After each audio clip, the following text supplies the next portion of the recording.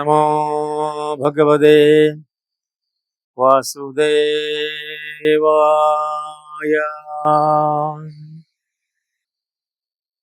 തിരുവോണം വന്നെടുക്കാറായി. തിരുവോണത്തിന്റെ പ്രത്യേകത അനുസരിച്ചിട്ട് തിരുവോണ നാളുകളിൽ വീട്ടില് നമ്മൾ ചെയ്യേണ്ടതായിരിക്കുന്ന പ്രധാന കാര്യങ്ങളെക്കുറിച്ചാണ് ഈ അവസരത്തിൽ നമുക്ക് സ്മരിക്കേണ്ടത്. തിരുവോണം അടുത്തു വരുന്ന സമയത്ത് ഐശ്വര്യത്തിന്റെ പ്രതീകമാണ് തിരുവോണം എന്ന് പറയാം. ഐശ്വര്യത്തിന്റെയും സമൃദ്ധിയുടെയും സ്മരണയ്ക്കായിട്ടും ഐശ്വര്യത്തിന്റെയും സമൃദ്ധിയുടെയും സ്മരണയ്ക്കായിട്ട് നമ്മൾ വീട്ടിൽ കരുതി വെക്കേണ്ടതായിരിക്കുന്ന ചില കാര്യങ്ങളുണ്ട്. അപ്പൊ അതില് പ്രധാനപ്പെട്ടതായിരിക്കുന്ന കാര്യങ്ങൾ 5 സാധാരണഗതിയിലുള്ളത്. അതില് നേരെ വേണ്ടത് ഐശ്വര്യത്തിന്റെ പ്രതീകം എപ്പോഴും ഒരു പറയാണ്. അപ്പൊ നെൽപ്പറ നേരെ ഉണ്ടായിരിക്കണം. തിരുവോണ നാളിൽ നെൽപ്പറ ഉണ്ടായിരിക്കണം. കോലമെല്ലാം വരച്ച് അതിന്റെ മധ്യഭാഗത്തായിട്ടാണ് ഈ നെൽപ്പറ നേരെ പ്രതിഷ്ഠിക്കേണ്ടത്. പിന്നീട് ആവണിപ്പലകയില് കിണ്ടി വെള്ളം അത് നിർബന്ധമായിട്ട് കരുതണം. അതോടൊപ്പം തന്നെ അതില് നേരെ ഒരു കറ്റ അല്ലെങ്കിൽ നെൽക്കതിർ എന്ന് പറയാം, ഒരു പിടി കറ്റ, കൊയ്തു കൊണ്ടുവന്നതായിരിക്കുന്ന കറ്റ ഉത്തമം. അപ്പോൾ സാധാരണ ക്ഷേത്രങ്ങളിലെല്ലാം തന്നെ നിറ എന്ന് പറയുന്ന സംഗതി ഉണ്ടാവും. അപ്പൊ ക്ഷേത്രങ്ങളിൽ നിന്ന് നേരെ നിറ നിറച്ചിട്ട് വീടുകളിലേക്ക് കൊണ്ടുപോകും. അപ്പൊ ആ നിറയായാലും മതി. സ്വന്തമായിട്ട് കാർഷിക മേഖലയിൽ സ്വന്തമായിട്ട് കൃഷിയില്ലാത്തവര് നേരെ ആ ക്ഷേത്രങ്ങളില് നിന്ന് കിട്ടുന്നതായിരിക്കുന്ന നിറ ആ ആവണിപ്പലകയില് നേരെ വെക്കണം. അപ്പൊ അതോടൊപ്പം തന്നെ പിന്നീട് നമുക്ക് നേരെ കരുതാവുന്നതായിരിക്കുന്ന കിണ്ടിയില് വെള്ളം പോലെ തന്നെ ശംഖ് തുടങ്ങിയിരിക്കുന്ന തൊട്ടടുത്തൊരു ശംഖ് വേണം. പിന്നെ അഷ്ടമംഗലം എന്ന് പറയും. അഷ്ടമംഗലം ഇല്ലെങ്കിലും വാൽക്കണ്ണാടി നിർബന്ധമാണ്. അപ്പൊ വാൽക്കണ്ണാടി അഷ്ടമംഗലം എന്ന് പറയുമ്പോൾ നമുക്ക് അഷ്ടമംഗലത്തിലെല്ലാം പെടും. പക്ഷെ ഒന്നുമില്ലെങ്കിൽ, അഷ്ടമംഗലം ഇല്ലെങ്കിൽ നമുക്കൊരു നേരെ വാൽക്കണ്ണാടി വേണം. അതേപോലെ തന്നെ ഒരു കോടി വസ്ത്രം വേണം. ഇത്രയും കാര്യങ്ങള് തിരുവോണ നാളില് നമ്മൾ ഒരുക്കി വെക്കണം. അപ്പൊ ആ തിരുവോണ നാളിൽ ഒരുക്കി വെക്കുന്നതിന്റെ ഉദ്ദേശം, സാക്ഷാൽ വാമനമൂർത്തി വരണ സമയത്ത് കൈകാൽ മുഖമൊക്കെ കഴുകി, പിന്നെ വാൽക്കണ്ണാടി ഐശ്വര്യത്തിന്റെ പ്രതീകമാണ്, മഹാലക്ഷ്മിയുടെ പ്രതീകമാണ്. മഹാലക്ഷ്മിയോടൊപ്പം വന്ന് പലകമേലിരുന്ന് നേരെ തോർത്ത് അതേപോലെ ശംഖ് തുടങ്ങിയിരിക്കുന്ന വസ്തുക്കളെ കൊണ്ടും ആ ധാന്യങ്ങളെ കൊണ്ടും ആ പുതുതായിട്ട് കൊണ്ടുവന്നതായിരിക്കുന്ന പുതുതായിട്ട് നേരെ കൊയ്തു കൊണ്ടുവന്നിരിക്കുന്ന ആ നെൽക്കതിര് അതും നേരെ തിരുവോണ നാളില് നിർബന്ധമായിട്ട് നമ്മുടെ ഗൃഹത്തില് ഉണ്ടായിരിക്കേണ്ടതാണ്. അതാണ് ഈ പ്രധാനപ്പെട്ട 5 കാര്യങ്ങള് നമ്മൾ തിരുവോണ നാളിൽ ചെയ്യേണ്ടതായിട്ടുള്ളത്. പിന്നീട് തിരുവോണ നാളില് നമ്മൾ ചെയ്യേണ്ടതായിരിക്കുന്ന കാര്യം, ചില കാര്യങ്ങള് നമ്മൾ വീട്ടിൽ നിന്ന് വർജിക്കണം എന്നുള്ളതാണ്. അങ്ങനെയുള്ള അശുദ്ധ വസ്തുക്കള് വീട്ടില് തിരുവോണത്തിന് മുമ്പ് തന്നെ നമുക്ക് പുറത്തേക്ക് മാറ്റി വെക്കണം. ഉദാഹരണത്തിന് നേരെ അഴുക്ക് വരേണ്ടതായിരിക്കുന്ന വസ്ത്രങ്ങള്, അതേപോലെ നേരെ ചവറ് ചപ്പ് ഇതെല്ലാം തന്നെ മാറ്റി വെക്കുക. വീട്ടില് ഏതെങ്കിലും തരത്തിലുള്ളതായിരിക്കുന്ന നേരെ പഴയ വസ്തുക്കൾ ഉണ്ടെങ്കിൽ ആ പഴയ വസ്തുക്കൾ മാറ്റണം. പഴയ ഭക്ഷണ സാധനങ്ങളെല്ലാം തന്നെ മാറ്റണം. ഉദാഹരണത്തിന് നേരെ ഫ്രിഡ്ജിലൊക്കെ വെച്ചിരിക്കുന്ന പഴയ സാധനങ്ങളെല്ലാം എടുത്ത് മാറ്റണം. അതൊന്നും നേരെ അതിൽ വെക്കരുത്. അതെല്ലാം വൃത്തിയാക്കിയിട്ട് ക്ലീൻ ചെയ്തിട്ട് നേരെ ശുദ്ധമാക്കി വെക്കണം. പുതിയ സാധനങ്ങളാണ് നേരെ അതിൽ വെക്കേണ്ടത്. അപ്പൊ പഴയ എല്ലാ സാധനങ്ങളും നേരെ അതൊക്കെ ജ്യേഷ്ഠാഭഗവതിയുടെ വസ്തുക്കളാണ്.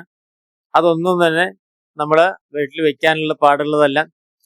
അപ്പൊ അങ്ങനെ ആ സമയത്ത് പഴയ വിളക്കുകൾ എല്ലാം തന്നെ ക്ലാവ് പിടിച്ച വിളക്കൊക്കെ മാറ്റിയിട്ട് തേച്ച് മിനുക്കി വെക്കണം. അപ്പൊ അതേപോലെ തന്നെ മറ്റെല്ലാ കാര്യങ്ങളിലും അപ്പോൾ അതിൻ്റെതായിരിക്കുന്ന പ്രതീകമായിട്ടാണ് അടിച്ചുവാരി തുടച്ച് വൃത്തിയാക്കിയിട്ട് നേരെ അരിപ്പൊടി കൊണ്ട് നമ്മൾ കോലം വരയ്ക്കുന്നത് അതുകൊണ്ടാണ്. അപ്പോൾ എല്ലാ വൃത്തികേടുകളും മാറ്റിയിട്ട് ശുദ്ധമായിരിക്കുന്ന ഒരു സങ്കല്പമാണ് ആ സങ്കല്പം. വീട് ശുദ്ധമായി ആ ശുദ്ധിയുടെ പ്രതീകമായിട്ടാണ് കോലം വരയ്ക്കുക എന്നുള്ളതാണ്. അപ്പൊ കോലത്തിൽ നമ്മൾ നേരെ ചുവരുകളിലും അതേപോലെ വാതിലുകളിലും ഒക്കെ തന്നെ കോലത്തിന്റെ വരയ്ക്കും.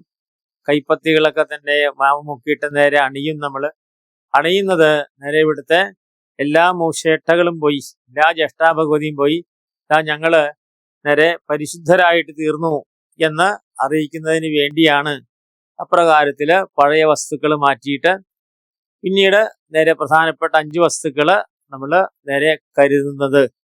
അതാണ് അതിൻ്റെ ഒരു പ്രത്യേകത.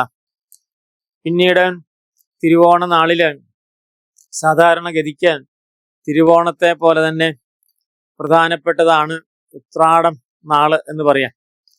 അപ്പൊ ഉത്രാടം നാളിന്റെ പ്രത്യേകത എന്ന് പറഞ്ഞാൽ അത് സാക്ഷാൽ ആ വാമനമൂർത്തിയായിരിക്കുന്ന ഭഗവാൻ, ആ ഭഗവാന്റെ എഴുന്നള്ളത്തിന്റെ ഒരു കാഹളമാണ് ഉത്രാടത്തിനുണ്ടാവുക.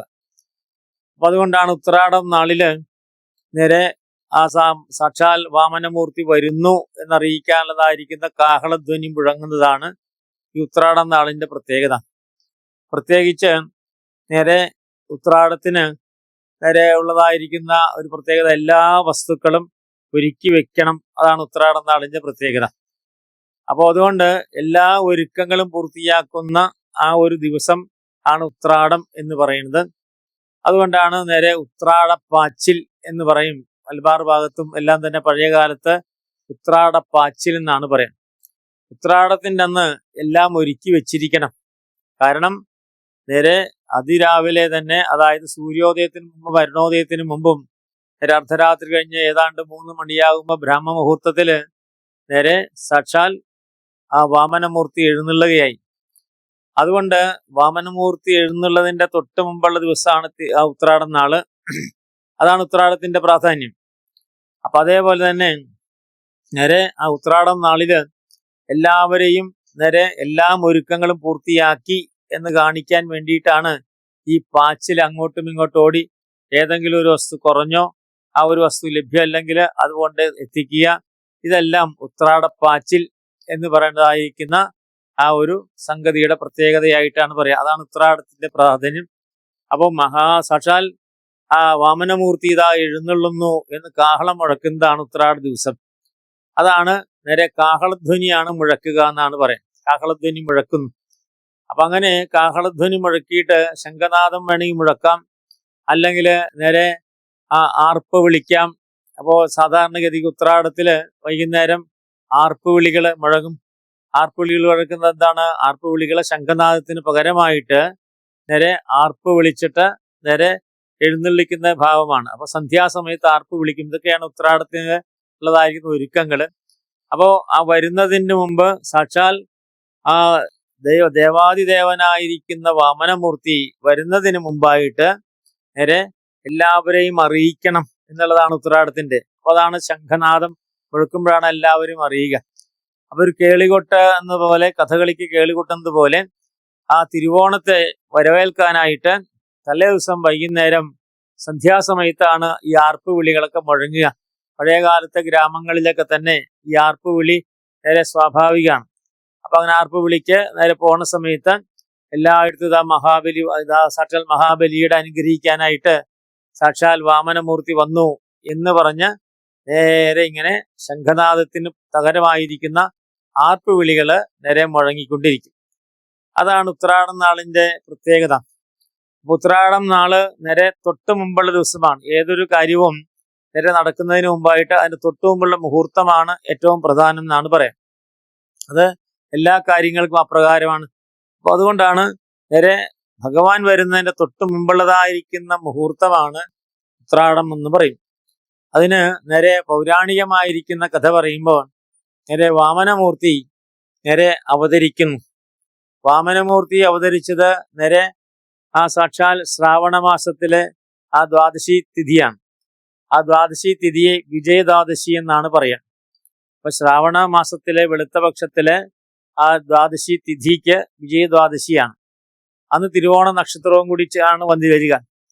അപ്പൊ അതുകൊണ്ട് അതിന് മുന്നോടിയായിട്ട് നേരെ സാക്ഷാൽ വാമനമൂർത്തിയുടേതായിരിക്കുന്ന മാതാവായിരിക്കുന്ന അതിഥിക്ക് നേരെ ഭഗവാൻ ദർശനം കൊടുത്തു എന്നാണ്. ആ ദർശനം നേരെ പൂർണ്ണമായിരിക്കുന്ന വിഷ്ണു രൂപത്തിലാണ് കൊടുത്തത്. ആ പൂർണ്ണമായിരിക്കുന്ന വിഷ്ണു രൂപത്തിൽ കൊടുത്തു എന്നാണ്. ശംഖചക്ര ഗദാപത്മാദികളോടുകൂടി ഇരിക്കുന്ന പൂർണ്ണമായ വിഷ്ണുവിന്റെ ദർശനം നേരെ വാമനമൂർത്തിയുടെ മാതാവായിരിക്കുന്ന അതിഥിക്ക് നേരെ നൽകി. അപ്പൊ അതിന്റെ ആ ഒരു പ്രതീകമായിട്ട് നേരെ തലേ ദിവസം ഭഗവാൻ നേരെ സാക്ഷാൽ മഹാവിഷ്ണു എല്ലായിടത്തും നേരെ വരാനായിട്ട് തയ്യാറായിരിക്കുന്നു എന്നുള്ള കാഹളാണ് നേരെ ആർപ്പുവിളികളെ കൊണ്ട് നമ്മൾ മുഴക്കുക. അതിഥിക്ക് ദർശനം കൊടുത്തു. പിന്നീട് നേരെ പിറ്റേ ദിവസം വരികയും ഞാൻ ദ്വാദശി തിഥിയില് ഭഗവാൻ അതിഥിയുടെ ഉദരത്തിൽ നിന്ന് വരികയും ചെയ്തു, പുറത്തേക്ക് വരികയും ചെയ്തു എന്നാണ്. ശംഖചക്ര കഥാധാരിയായിരിക്കുന്ന വാമനമൂർത്തി പുറത്തേക്ക് വന്നു. അതാണ് തിരുവോണം നക്ഷത്രം. അപ്പൊ അതിന്റെ മുമ്പിലുള്ളതായിരിക്കുന്ന ഉത്രാടം നക്ഷത്രം നേരെ തന്റെ മാതാവിന് ദർശനം കൊടുത്ത് ഞാൻ വരും എന്നുള്ളതായിരിക്കും ഒരു മുന്നറിയിപ്പ് കൂടിയിട്ടാണ്.